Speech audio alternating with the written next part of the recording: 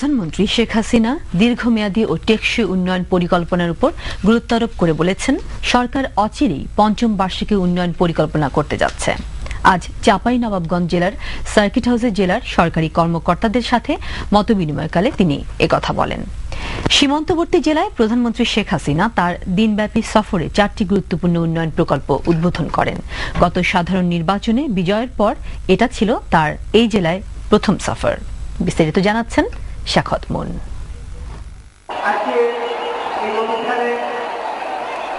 গত সাধারণ নির্বাচনে বিজয়ের পর প্রধানমন্ত্রী শেখ হাসিনা চাঁপাইনবাবগঞ্জ জেলায় এই প্রথম সফর করেন। এই উপলক্ষে আমের শহর চাঁপাইনবাবগঞ্জ সেজেছে নতুন সাজে। প্রধানমন্ত্রী শেখ হাসিনা চাঁপাইনবাবগঞ্জ সরকারি কলেজ মাঠে এক বিশাল জনসভায় অংশগ্রহণ করেন। হাজার হাজার মানুষ আনন্দ উল্লাস আর করতালির মধ্য দিয়ে প্রধানমন্ত্রীকে বরণ করে নেন। প্রধানমন্ত্রী শেখ হাসিনা তার ভাষণে বলেন, তার সরকার জনগণের কল্যাণেই নিরলসভাবে কাজ করে যাচ্ছে। আমি বিশ্বাস করি যে ক্ষমতা দেওয়ার মালিক আল্লাহ, ক্ষমতা নেওয়ার মালিকও আল্লাহ, সম্মান দেওয়ার মালিক আল্লাহ, সম্মান নেওয়ার মালিকও আল্লাহ।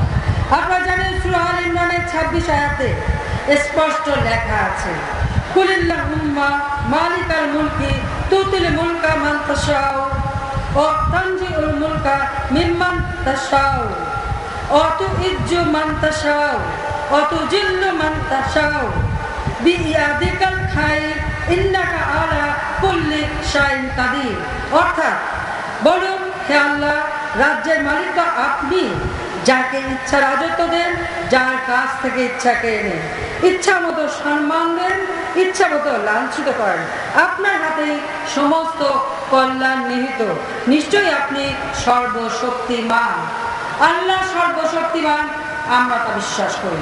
কাজেই আমরা জনগণের কল্যাণে কাজ করি।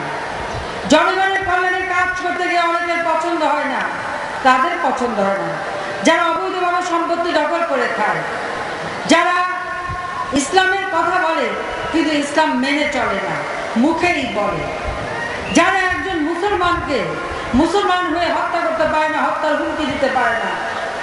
ইসলাম ধর্মে জঙ্গিবাদের কোনো স্থান নাই, সন্ত্রাসের কোনো স্থান নাই। যারা এই ইসলামকে জঙ্গিবাদ, সন্ত্রাসী রূপে ব্যবহার করে, তারাই ইসলাম ধর্মের বিরুদ্ধে কাজ করে যাচ্ছে, শান্তির বিরুদ্ধে কাজ করে যাচ্ছে, মানব কল্যাণের বিরুদ্ধে কাজ করে যাচ্ছে, যা কোরআন ও সুন্নাহ বিরোধী কাজ।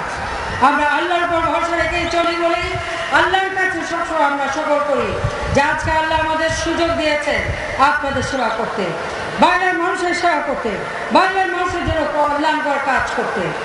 এই দেশ জাতির পিতা বঙ্গবন্ধু শেখ মুজিবুর রহমানের নেতৃত্বে আমরা স্বাধীন করেছি।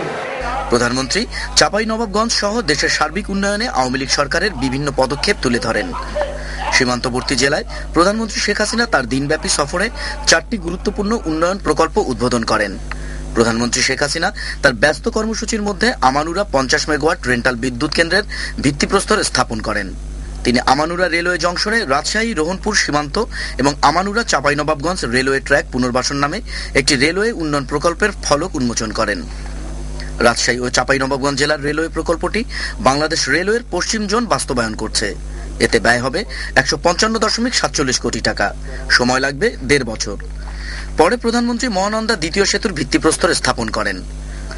সদর উপজেলার নামুকসর কাঠিতে জিমিদুলাউড়া সড়কের সাহেবের ঘাটে মহানন্দা নদীতে দ্বিতীয় মহানন্দা সেতু নির্মাণ করা হবে।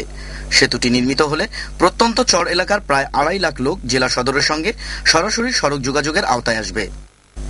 পরে প্রধানমন্ত্রী শেখ হাসিনা জেলার রেহাইচরে নবনির্মিত ডক্টর মেজবাউল হক স্টেডিয়াম উদ্বোধন করেন। পরে প্রধানমন্ত্রী চাঁপাইনবাবগঞ্জ জেলার সার্কিট হাউসে জেলার সরকারি কর্মকর্তাদের সাথে এক মত বিনিময় করেন।